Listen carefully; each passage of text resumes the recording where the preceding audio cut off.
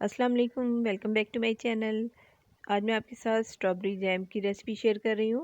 बिल्कुल जैसा बाज़ार में मिलता है वैसे हम तैयार करेंगे। ऐसी क्या सीक्रेट चीज़ इसमें डलेगी जिससे ये बिल्कुल बाज़ार जैसा टेस्ट देगा और टेक्सचर भी इसका वैसे ही होगा। स्ट्रॉबेरीज़ आजकल सीज़न में है और बहुत सस्ती हैं, तो क्यों ना इनसे जैम तैयार किया जाए। ज़रूर इस रेसिपी को ट्राई कीजिएगा। इसके लिए मैंने हाफ़ के जी स्ट्रॉबेरीज़ ले ली हैं। इनको अच्छे से मैंने वॉश कर लिया पानी से और किसी मैंने स्ट्रेनर में रख दिया था थोड़ी देर के लिए। अब इनका ये जो पत्ते हैं ये मैं हटा दूँगी। तो स्ट्रॉबेरीज़ को इस तरह से मैं छोटे छोटे टुकड़ों में काट लूँगी।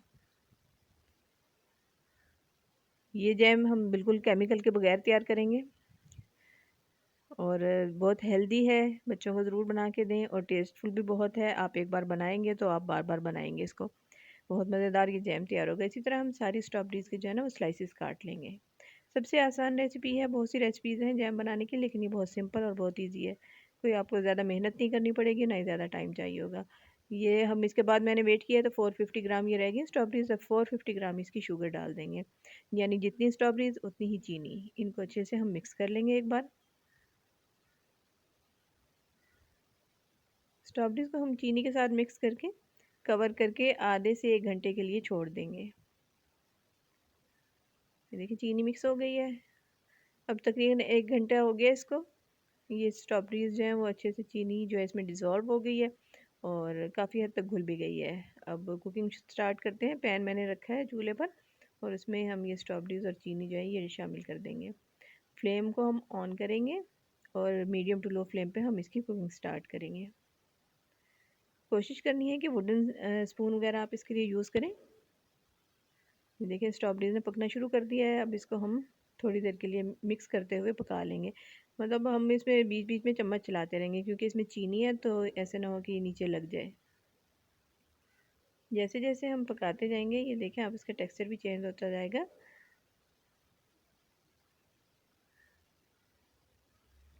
सिर्फ 15 मिनट लगेंगे टोटल हमें इस रेसिपी को तैयार करने में। ये देखें स्ट्रॉबेरीज़ को पकते हुए अब तकरीबन 5 मिनट हो गए हैं। काफ़ी हद तक स्ट्रॉबेरीज़ जो है हमारी वो गाढ़ी भी हो गई हैं और जो स्ट्रॉबेरीज़ के छोटे छोटे चंक्स रह गए हैं जो इसमें बहुत अच्छे लगते हैं स्ट्रॉबेरी जैम में।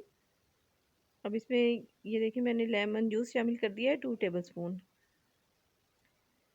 और इसके अलावा जो इसमें पाउडर शामिल करेंगे जिससे इसमें बहुत अच्छा सा स्ट्रेच आएगा और बाजार जैसा टेक्सचर आएगा, वो है gelatin powder. Half teaspoon gelatin powder का शामिल कर दिया है। अगर आपके पास नहीं है तो कोई बात नहीं, आप ऐसे भी बना सकते हैं, लेकिन अगर शामिल करेंगे तो इससे बहुत अच्छा सा टेक्सचर आएगा।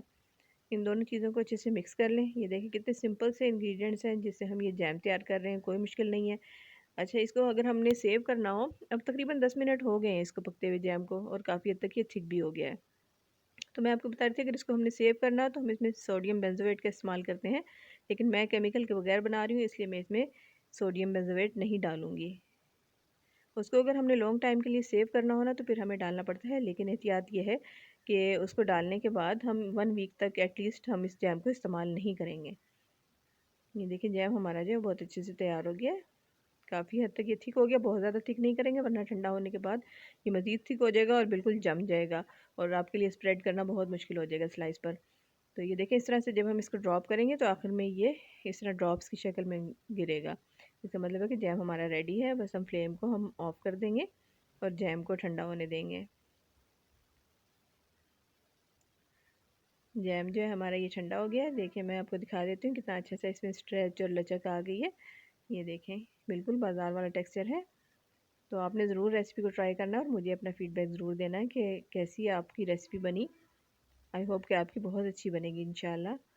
ये देखिए जैम हमारा ठंडा हो गया है। अब हम इसको स्टोर करने का मैं आपको तरीका बता देती हूँ कि इसके लिए मैंने ये जैम की बोतल ले ली है। गिलास बोतल आप यूज़ करें इसके लिए और इसको स्टेरलाइज़ कर लें, यानी उबलते हुए पानी में इसको 10 मिनट के लिए इसको उबाल लें बॉटल को और फिर इसको ड्राई कर लें। बिल्कुल पानी नहीं इसमें होना चाहिए। अब जैम हम इसमें फ़िल कर लेंगे।